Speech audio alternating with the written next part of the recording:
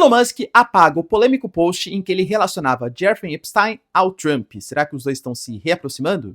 Enquanto isso, nós temos também a reunião em Londres entre China e Estados Unidos, confirmada pelos dois governos. Isso pode ser um indicativo de uma paz, uma melhoria nas relações econômicas entre os dois países, enquanto Benjamin Netanyahu, segundo a oposição a Israel, vem utilizando de artifícios ilegais para conquistar ou para ganhar a guerra em Gaza. Falar um pouquinho também sobre a França, que anuncia uma produção conjunta de equipamentos, drones, com os ucranianos para deter os russos, enquanto o Zelensky, mais uma vez, dá uma declaração polêmica contra o Trump, depois do Trump ter se pronunciado alegando que Putin e Zelensky parecem duas crianças e que talvez a guerra deva até continuar.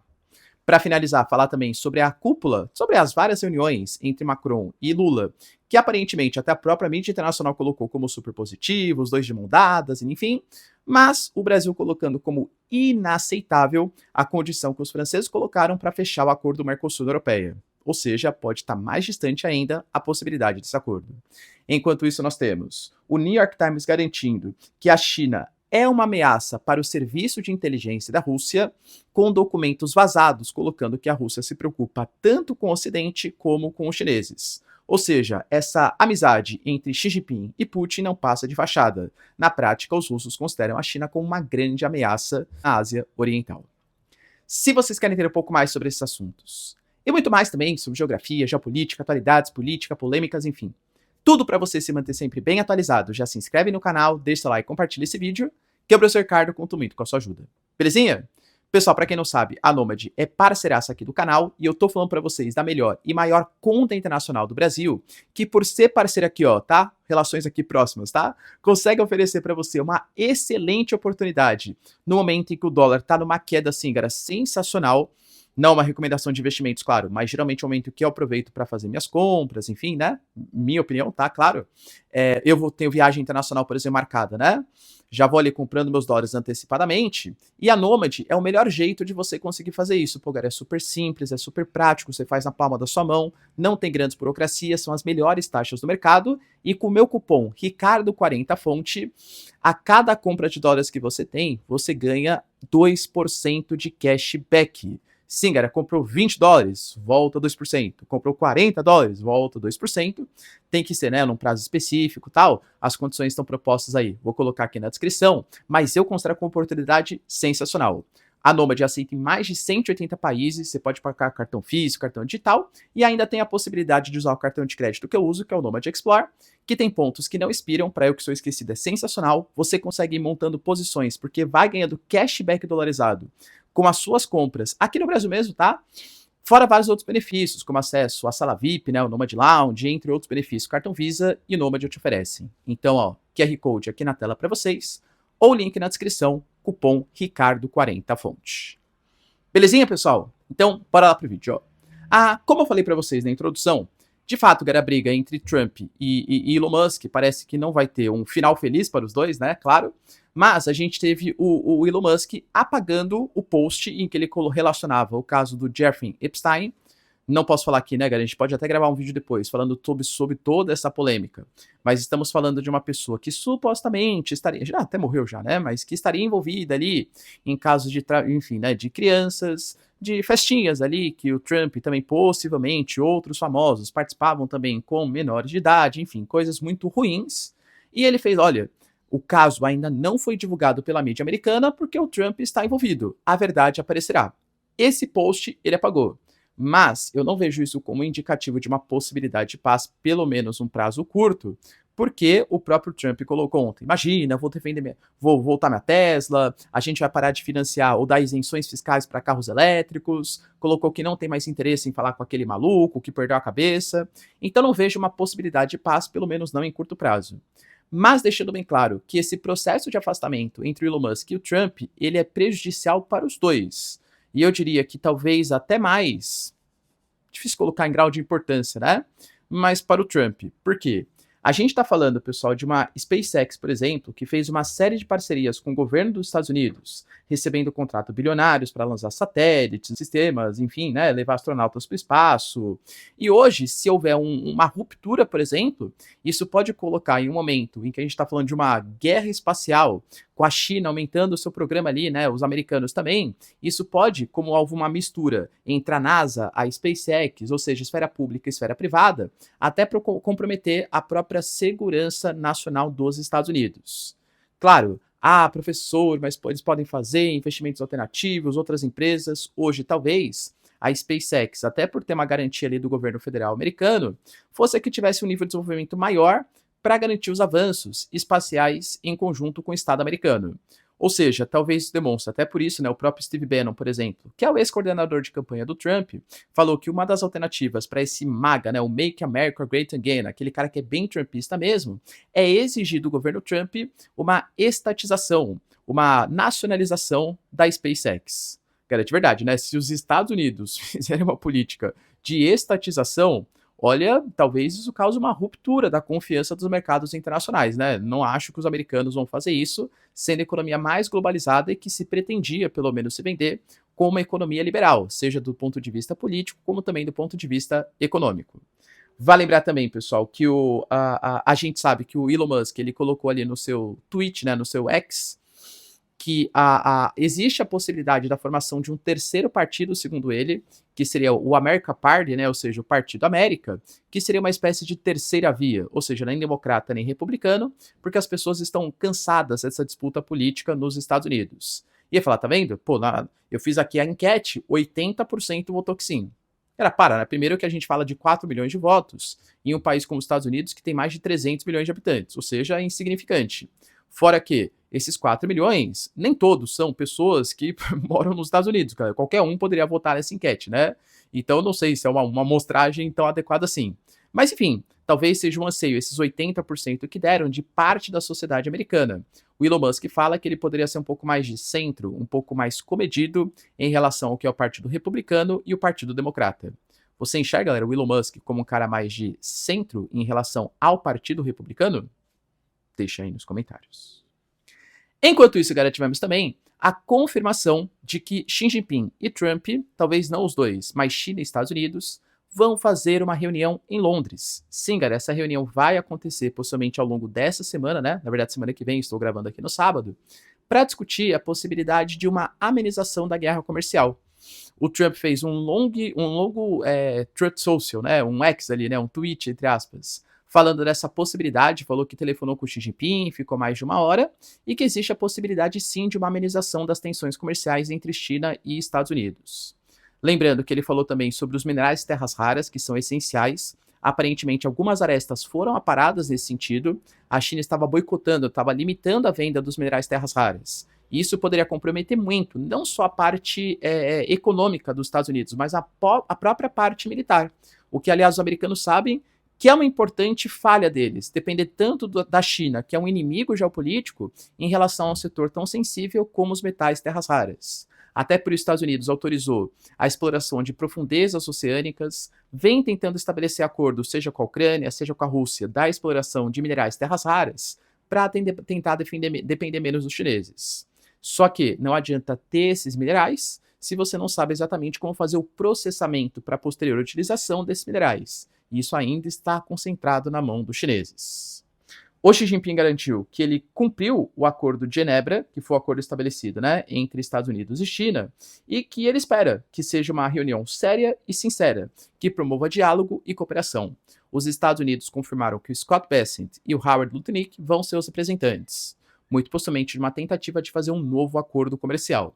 Vale lembrar, galera, que China e Estados Unidos estão no momento de trégua de 90 dias, em que a China está cobrando 10% de produtos americanos e os Estados Unidos 30% de produtos chineses.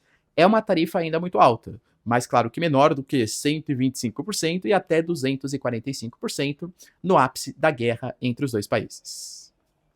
Enquanto isso, galera, tivemos também informações importantes, porque havia suspeitas de que Israel estaria armando milícias, principalmente uma milícia, que é um grupo beduíno que atua ali entre Gaza e a Península do Sinai, próxima ali da região de Rafah, que é uma milícia chamada de Força Popular. Essa milícia, segundo a própria oposição em Israel, não tem ligações com o Hamas, claro, é um grupo, né, que não gosta do Hamas, existem disputas internas ali com o Hamas, mas é um grupo que, apesar de ser financiado por Israel, também é considerado como um grupo extremista, e que, aliás, segundo a oposição israelense, teria até mesmo ligação com o Estado.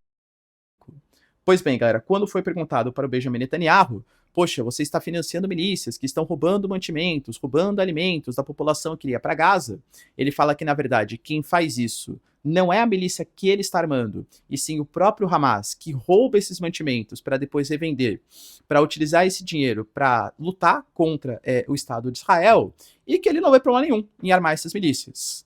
Só que isso pode dar um grave problema para ele, porque esse apoio a essa milícia, a esse grupo armado, a esse grupo extremista, é visto como ilegal, porque não houve autorização do parlamento israelense, nem mesmo do Conselho ali de Segurança, dos ministros israelenses. Aparentemente foi uma medida muito mais tomada pelo Benjamin Netanyahu e pelos membros mais próximos ali, né, mais aliados ali do seu governo, do que uma medida do governo israelense como um todo, né, ou da sociedade israelense, do parlamento de Israel. Então ele estaria armando grupos extremistas, só com o benefício de enfraquecer o Hamas, de dificultar o acesso à própria comida por parte da população palestina, para conseguir vencer essa batalha e conseguir resgatar os reféns para o seu próprio interesse e talvez até o deslocamento do Estado palestino. Vale lembrar, pessoal, que nós temos um crescimento de um sentimento da oposição israelense. De novo, tá? São coisas diferentes. Espero que você não seja um cara aqui 880 e que esteja vendo meu vídeo. Se a gente critica atitudes do governo Benjamin Netanyahu, não significa que nós somos antissemitas, não significa que nós não gostamos de judeus, ou que a gente não ache que tem que existir o Estado de Israel. Muito menos que a gente apoie o Hamas. São coisas diferentes, né? Você pode criticar o governo israelense, ou posturas do governo israelense, sem querer destruir os judeus, né? São coisas diferentes, né? Ou deslegitimar a própria existência do Estado de Israel. Hoje, cresce um sentimento, seja com carta assinada por ex-militares, que o governo Benjamin Netanyahu vem comprometendo a imagem de Israel, cresce um sentimento de ex-primeiros ministros da própria oposição israelense, que o governo Benjamin Netanyahu está atrapalhando o Estado de Israel a conseguir os seus objetivos de legitimar o Estado de Israel como Estado, enfim, possível, né, de existir, de coexistir com os palestinos naquela região tão polêmica frente à comunidade internacional. Será, pessoal, que mais dessa vez, né, o Benjamin Netanyahu falou, pô, tô armando mesmo, e aí, qual o problema, né? Será que isso pode causar maiores problemas internos para o Benjamin Netanyahu? Deixa aí nos comentários. Enquanto isso, a França teve a informação que o Sébastien Lecornu, que para quem não sabe, galera, é o responsável pela defesa, né, da França, anunciou que está desenvolvendo junto aos ucranianos drones que vão ser utilizados tanto pela Ucrânia a atacar a Rússia, como também pela França fazer ali a sua própria defesa. Em um momento em que a Europa está se rearmando, a França anuncia uma proposta muito parecida, só que eu diria que em menor grau, claro, né, com os alemães, de Friedrich Merz, que anunciaram o desenvolvimento, galera, de mísseis de longo alcance em conjunto com os ucranianos. Então, mais uma vez mostra que, como eu falei para vocês, né, a gente vai discutir daqui a pouquinho, poxa, esse bromance aí que existiu entre o Macron e o Lula, ele é muito bonito na frente das câmeras. Mas por trás das câmeras, por exemplo, o Brasil não apoia esse armamento aí dos ucranianos contra os russos, e a França também não concorda com a postura brasileira de tentar ser um país neutro e acha que existe sim um agressor e um agredido e que o Brasil deveria se posicionar em favor dos ucranianos. Enquanto isso, galera, o Trump, a gente discutiu um pouquinho no vídeo de ontem também, tinha colocado a possibilidade de deixar a guerra continuar, alegando que, segundo ele, tá? Hoje, o que é a guerra Rússia-Ucrânia são duas crianças brigando e que ele não vê a possibilidade de paz em curto prazo e que ele pode adotar sanções tanto contra a Rússia como contra a Ucrânia pela falta de negociação entre os dois países e que ele vai deixar a guerra continuar, pelo menos em um curto espaço de tempo. Depois falou ainda que a Ucrânia abusou ali do ataque que fez contra os bombardeiros russos e que por conta disso era legítimo que a Rússia atacasse o território ucraniano. O Zelensky deu uma entrevista, né, para a mídia americana, para a rede ABC, se não me engano, ou a NBC, um dos dois, tá? E confirmou ali que, de fato, o ataque foi feito só com inteligência ucraniana, só com armamentos ucranianos. E quando foi perguntado da declaração do Trump, dessa questão de criança, falou que, na verdade, não somos crianças brincando com o Putin. Na verdade, o Putin é um assassino, enfim, né, que foi ao parque matar, enfim, as crianças. E que o governo Trump e todos os países ocidentais deveriam entender isso e pressionar a Rússia, que vem fazendo ataques agora contra Kharkiv, contra Sumi, utilizando o argumento de que foi um atentado terror, que a Ucrânia praticou, e no caso, por exemplo, das ferrovias, de fato, mataram civis também, a Ucrânia fala que não foi ela, a Rússia fala sim, foi eles, né, enfim, e fica essa disputa aí entre os dois países. Enquanto isso, cara, após o fim, né, das reuniões mais importantes aí entre Brasil e França, primeiro que o governo brasileiro foi muito pressionado pelo altos gastos públicos, em meio a uma crise, em relação a polêmicas, em relação a casos como o INSS, enfim, que vem acontecendo no Brasil. De novo, o canal não é de política, mas o Brasil argumentou que ele conseguiu investimentos de empresas francesas na casa de 100 bilhões. Tá certo que uma coisa talvez não anule a outra, né? Você pode fazer uma viagem um pouco mais econômica e conseguir acordos comerciais. Você não precisa, para conseguir os acordos comerciais, fazer viagens que esbanjem tanto dinheiro público. Não estou falando que é exatamente isso, né? Mas se for o caso, galera, precisaria fazer o comparativo de outras viagens internacionais. Mas a justificativa do governo brasileiro é que, de fato, conseguiu bons acordos com os franceses. Mas um acordo que o Brasil não conseguiu estabelecer, eu até coloquei para vocês ontem, que foi o acordo do Mercosul União Europeia. Porque a França, ela mostrou uma disposição para avançar no acordo, mas com uma condição. O Macron colocou aqui que é uma cláusula de salvaguarda para regular o comércio de produtos agrícolas. Ou seja, se a União Europeia muda leis no que se refere à condição sanitária, o Mercosul também teria que adotar lei similar para que continue livre de tarifas em relação aos produtos agrícolas. Ou seja, na prática, se a União Europeia cria uma nova lei em relação à questão ambiental, em relação à questão sanitária, uso de pesticidas, uso de hormônios, enfim, o Mercosul também teria que se adaptar a essa lei europeia. O Brasil argumenta que quando a União Europeia fechou acordos com a Índia, fechou acordos com os Estados Unidos, fechou acordo, por exemplo, com a Indonésia, não pediu essa cláusula de salvaguarda. Então não faz sentido cobrar também do Mercosul. Professor, você acha então que a França ela pode inviabilizar esse acordo? Então, o Brasil agora vai assumir a presidência do Mercosul e a gente vai ter 6 meses para negociar. O Lula já colocou que vai ser a prioridade do Brasil fechar esse acordo Mercosul-União Europeia.